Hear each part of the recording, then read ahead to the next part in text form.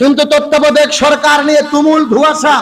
আমার বাংলাদেশের তত্ত্বাবধায়ক সরকার গঠনের ব্যাপারে সমন্বয়করা বলেছে তত্ত্বাবধায়ক সরকারের প্রধান করতে হবে ডক্টর ইউনূসকে। কিন্তু ডক্টর মোহাম্মদ ইউনূসকে নিয়ে তর্ক বিতর্ক চলতেছে। অনেকেই বলছে তিনি সুদখোর, তিনি সুদের ব্যবসা করে, তিনি সুদখোর, তিনি সমকামিতাকে প্রমোট করে, তাকে কেন আনা হবে, তাকে কেন সমর্থন করা হলো, তার পক্ষে বিপক্ষে তর্ক বিতর্ক চলছে। কিন্তু আমি একটা কথা পরিষ্কার করে বলতে চাই, তত্ত্বাবধায়ক সরকার যেটা গঠন হবে এটা আজীবনের 5 বছরের সরকার নয়, এটা হলো 90 দিনের সরকার। আমি মনে করি এমন লোককেই বসানো দরকার যার মাধ্যমে সুন্দর একটা নির্বাচন হবে, বর্তমানে পরিবেশ শান্ত হবে। একটা কথা ভালো করে বুঝবেন, ডক্টর মোহাম্মদ ইউনূস সুদের ব্যবসা করে। আরে ভাই, বাংলাদেশই তো চলে সুদের অর্থনীতি, সুদেই তো বিশ্ব চলতেছে। তার মানে কি আমরা সুদকে স্বীকার করব, সমর্থন করব না? তবে আমরা ডক্টর ইউনূসের ব্যাপারে কি কথা বলবো, এমন একটা লোক তত্ত্বাবধায়ক সরকার বর্তমানে হওয়া দরকার। আপনারা জানেন দেশ আমরা স্বাধীনতা অর্জন করেছি, ভারত কিন্তু ষড়যন্ত্র বন্ধ করে নাই। আজকে রাতের বেলাও ঢাকাতে গোলাগুলি হয়েছে, অসংখ্য মানুষকে হত্যা করা হয়েছে। ভারত তাদের এখন পর্যন্ত বাংলাদেশে ঢুকিয়ে রেখেছে। তারা নিজেরা ষড়যন্ত্র করে মন্দিরে হামলা করতেছে, নিরপরাধ মানুষকে হত্যা করতেছে, তাম পৃথিবীতে প্রচার করতে চাচ্ছে বাংলাদেশে জঙ্গিরা হাসিনাকে তারায়া ক্ষমতা দখল করেছে। তার মানে বোঝা যাচ্ছে বর্তমানে সংকটময় মুহূর্তে এমন একটা লোকের দরকার যিনি গোটা পৃথিবীতে মোকাবেলা করে দেশকে শান্ত করতে পারবে। আর ডক্টর ইউনূস এমন একজন মানুষ যিনি পশ্চিমা দেশগুলোর মধ্যে একটা লিডারশিপের মতো তার ভূমিকা। তাম পৃথিবীর 10 জন ব্যক্তির মধ্যে তিনি একজন।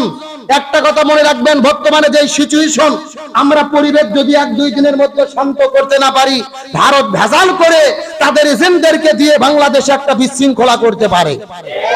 এই জন্য এমন একটা লোকের দরকার যিনি বিশ্বের মধ্যে থেকে সমর্থন পাবেন। বর্তমানে বাংলাদেশের অর্থনৈতিক অবস্থা খারাপ, ডক্টর মোহাম্মদ ইউনূস তিনি তো অর্থনীতির বিশাল একটা প্রভাব, তিনি এটাকে মোকাবেলা করতে সক্ষম হবে। এই জন্য সেই দিক থেকেও তিনি একটা যোগ্যতা সম্পূর্ণ লোক। আর 3 নম্বর কথা হলো, ইউনূসকে তো আমরা চাচ্ছি না, প্রথমে চেয়েছে সমন্বয়কেরা।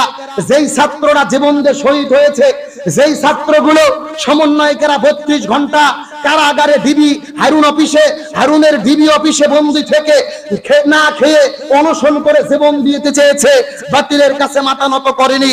ওই সমন্বয়কেরা যেই সিদ্ধান্ত দিয়েছে, যেই কথাটা বলেছে, আমাদেরও তাদের পক্ষে চিন্তা ভাবনা করে যদি ইসলামের ক্ষতি না হয় তাহলে সমর্থন করা দরকার।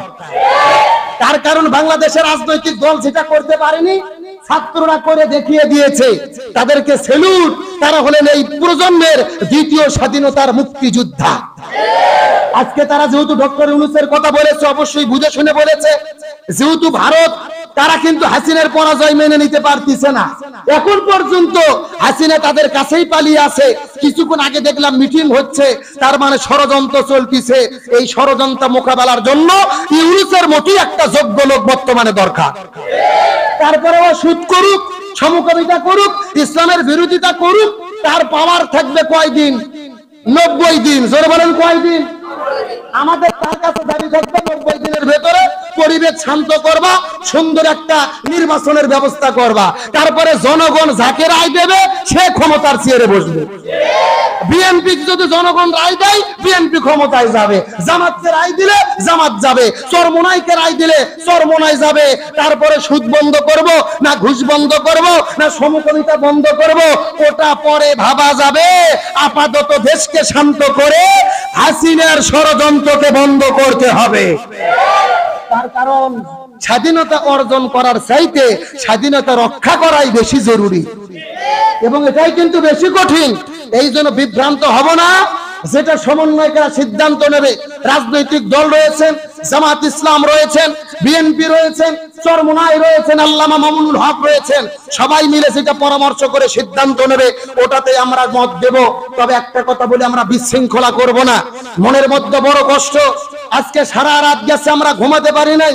সারা দেশের মধ্যে হামলা, ঘর চোর, ভাঙচুর, কত মানুষের বাড়ি পুড়িয়ে দেওয়া হয়েছে, কত মানুষকে হত্যা করা হয়েছে, মন্দিরে কোনো কোনো জায়গায় হামলা করা হয়েছে। আমরা বলতে চাই, হামলা করার জন্য আমরা দেশ স্বাধীন করি নাই। ইসলামের বিধান হলো দেশ যখন জয় হয়ে যাবে তাদেরকে ক্ষমা করে দাও। আমার নবী মক্কা বিজয় করার পরে রসুলকে যেই কাফেরেরা মক্কা থেকে মদিনায় তাড়িয়ে দিয়েছিল, বাবা মার মাতৃভূমি থেকে বের করে দিয়েছিল, বারবার হত্যার পরিকল্পনা করেছিল, তারপরেও আমার নবী মক্কা বিজয়ের পরে কাফেরদের সাধারণ ঘোষণা করলো।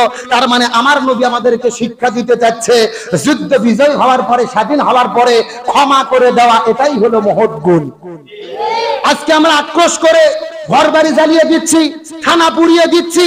এখন যেই হাসিনাকে তাড়ালাম জুলুমের জন্য, আমরাও যদি ওই জুলুম আবার করা শুরু করি, তাহলে ওই জালেম আর আমাদের মধ্যে পার্থক্য হলো কোথায়?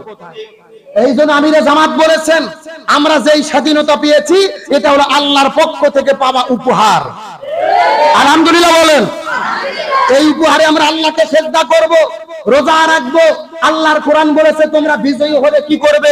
ফাসাব্বি বিহামদি রাব্বিকা ওয়াস্তাগফির, আল্লাহর কাছে ক্ষমা প্রার্থনা করো, আল্লাহর কাছে শুকরিয়া আদায় করো, আল্লাহকে সিজদা করো। সুতরাং আপনার এই স্বাধীনতা পালন করার নামে, বিজয় উল্লাস করার নামে অন্যের বাড়িতে হামলা করা ইসলাম সমর্থন করে না।